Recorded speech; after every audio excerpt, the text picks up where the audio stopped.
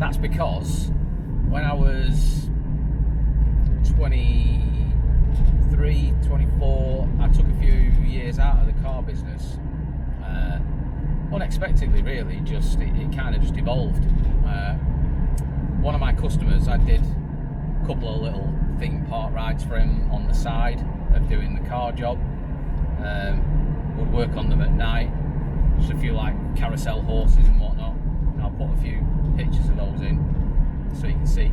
Didn't really know what I was doing, to be honest. I just had done some airbrush work, fancied a little go at it, and the guy just left one with me and said, see how you do with that.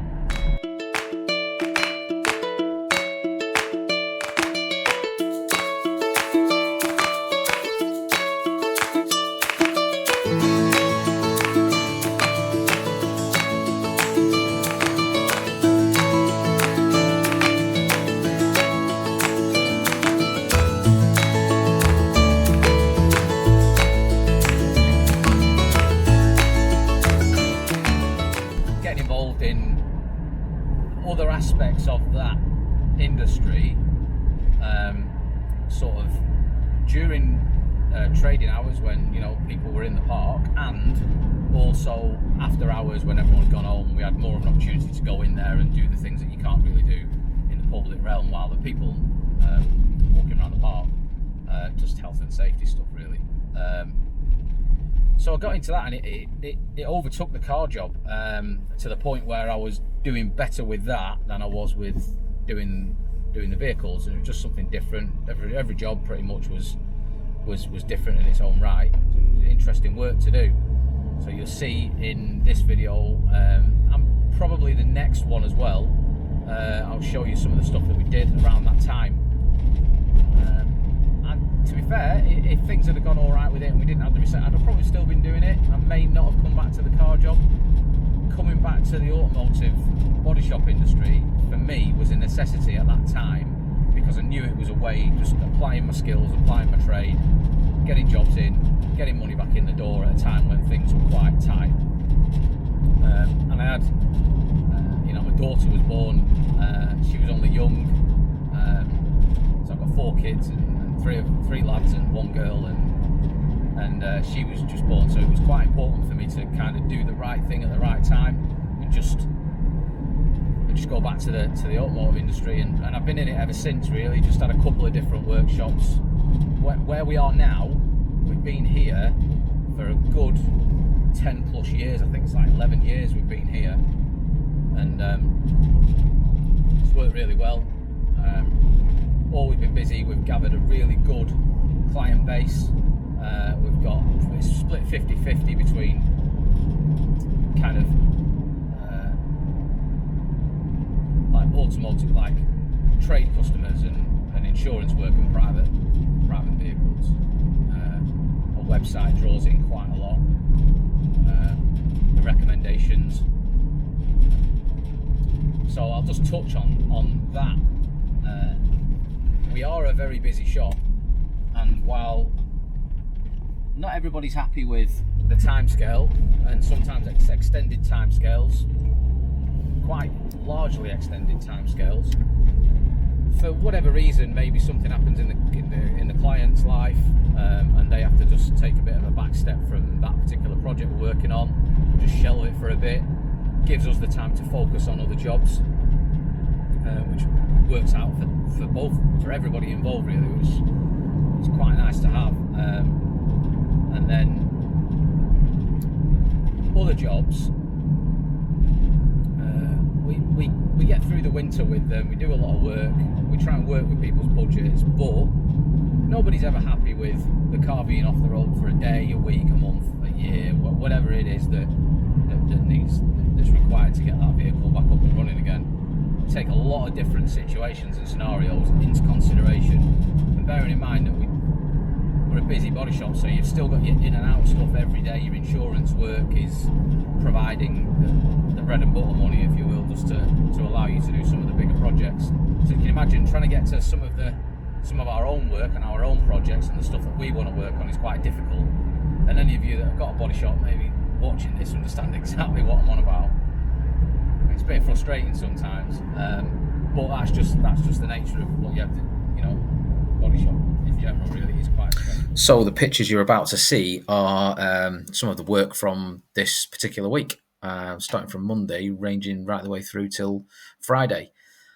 Some of these, at the time, we weren't recording with the actual cameras. It was basically just recording the still shots of everything. There are some bits of footage in our archives somewhere in one of the memory cards, but we're just working through them, try and find them. So we'll probably put those in future videos.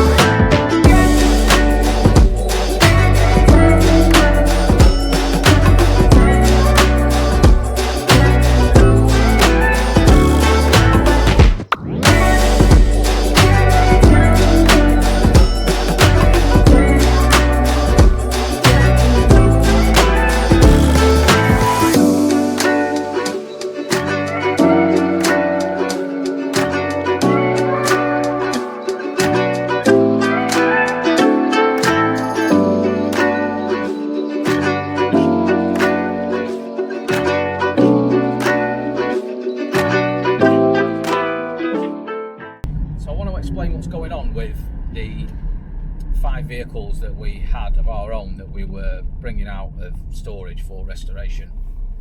The BMW M5 developed a Vanos solenoid fault.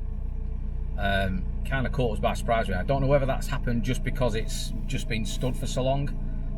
We had a load of work done on it mechanically, gearbox wise, and had a few other bits done to the engine, and then it went back together. I don't know whether, but as a matter of precaution, it was just a case of, do we plough the money into it and get all 4 solenoids replaced like you should do and cover all the bases and spend the money on doing it, or do we look to resource that money and put it into something else going forward? So a decision was made to kind of relieve ourselves of that car, and just make sure that the money went somewhere else for the time being. The Nissan 300 ZX we pulled out. We've got it down from the rack. We've had a good look round it. We have a good understanding on what we need to do with that car. There's something else in the pipeline about a month down the line, sort of, that we're looking at, and I might consolidate that and another vehicle just in order to get this one. But we'll see how that pans out. The deal's not really done there on that yet. I can't really say too much on that because that'll be a nice surprise if it comes along. And just to clarify, the footage that you're seeing here now is footage that we have had in B-roll really. I record and take pictures of everything, always have done for years, as we've gone along each stage. So there are some, it's taken quite a lot of work to cherry pick the decent photographs for a start at that particular time when we've had 2 or 3 days to jump on it and do the work, and then you maybe drop off it after you've made some progress and you jump onto another one. So trying to trawl through, I think we had like 7,000 pictures and over 1,000 videos. We've had to get some disclaimer forms signed as well to make sure that we're all right to put the footage out there. So quite a lot of work going. It's quite a big deal for something that we're doing just on the side of our main job. The work out. I mean, these videos can take, for 20-minute, half-an-hour video, maybe spending 2 or 3 nights working through it, editing it, putting all the bits together, finding the footage from stuff. You know, it's quite involved for any of you that not actually do your own videos. It's quite involved. You're not earning any money from it, so it's literally just showcasing what we do. So a lot of the stuff that you've seen in there, I know I've put a little clip in just stating that it's 6 to 8 months old.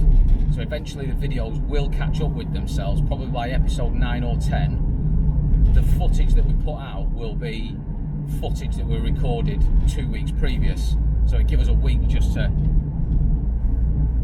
edit the video, get it out there, and doing all this, you know, in the evenings and at weekends really when I've got time to do it, and just put the time together in and around the family life, which is, for you guys that are having your own video, you'll understand what that's like. If you've got your families, it's quite difficult to squeeze everything in and get the balance right, and yeah, deal with everything that life throws at you.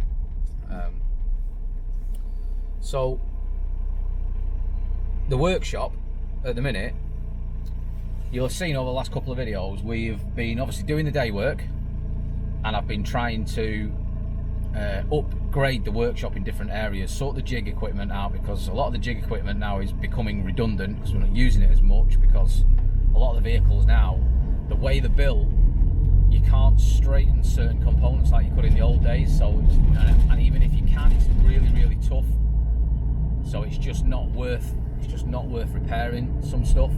We turn a lot of jobs down, especially on the structural repairs, because number one, the client won't have the budget, it doesn't make financial sense to repair it, and number two, it's the time scale repairing those big jobs. They take way too long.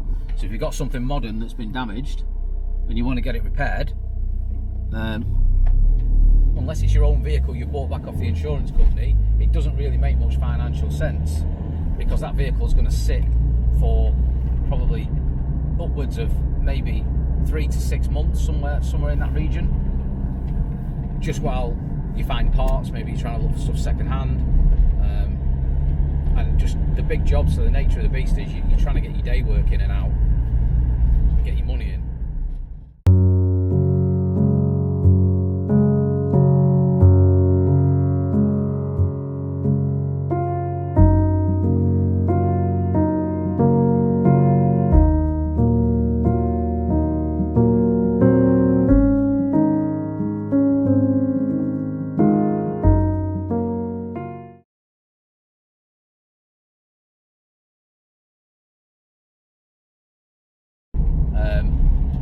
The paint booth, we're just waiting on some new top filters for it. So these are the filters that sit in the top grills of the oven, which filter the heated air coming into it.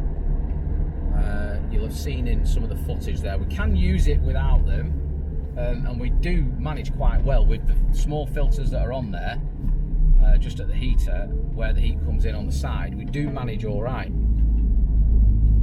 but it's not ideal. Everything else is working all right. The storage area is coming into its own. We've managed to get that sorted now. Probably towards autumn, winter, when we get into that period, I think we'll paint the floors in the workshop, because things tend to slow down on the trade stuff a little bit when we get out of the summer. So yeah, I'll try and keep you updated as we go, as best we can. And then once we've got the racking sorted, we've got a big area over on the left hand side of the workshop, which we're just consolidating a storage area in a couple of months. And I'd like to, once we've done that, get another skip, fill another skip, get rid of a load more stuff that we've had lying around, which is just stuff that we had upstairs when we built the new mezzanine. was just sat up there. There's no need for us to keep it anymore. We've had loads of parts lying around that we've had on eBay, they've been listed and not sold, so a lot of that stuff will be gone. I'd take the opportunity in the van while I'm out and about doing things just to record these little snippets of video. I know it's like maybe 9-10 minutes long or whatever it is. I don't know if you find it boring or not, but it's just nice to like give you some context as to the videos that we're putting out now is not the stuff that we were doing last week or 2 weeks ago, or even 5 or 6 weeks ago.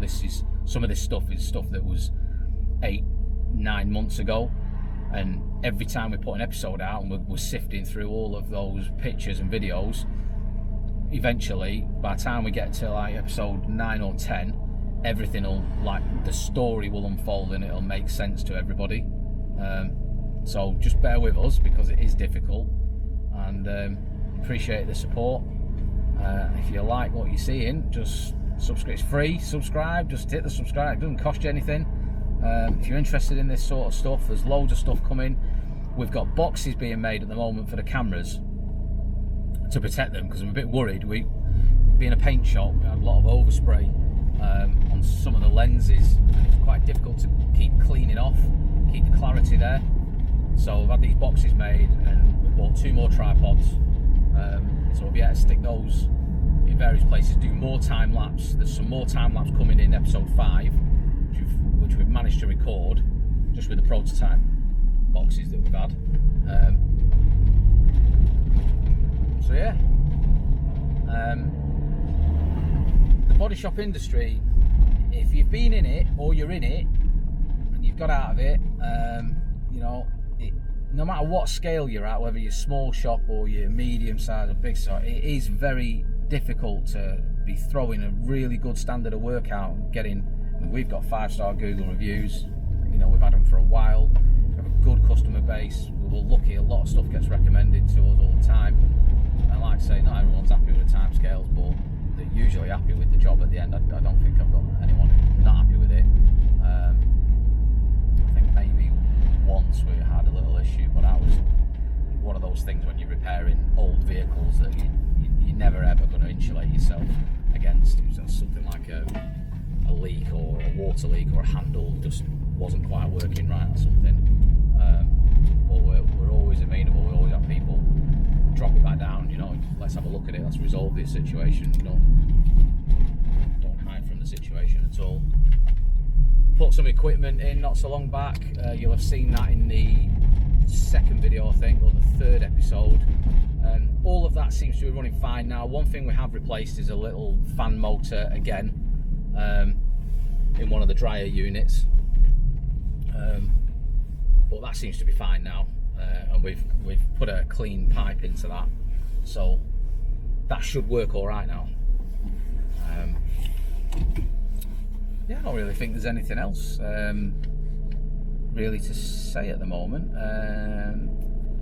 We'll keep ploughing on, and we'll keep putting the content out there, and it is just stuff that we're recording. We'll do more time-lapse stuff to show some more repair work stuff, and yeah, hopefully you guys will stick around for the ride. But make a comment if you want, as long as it's positive.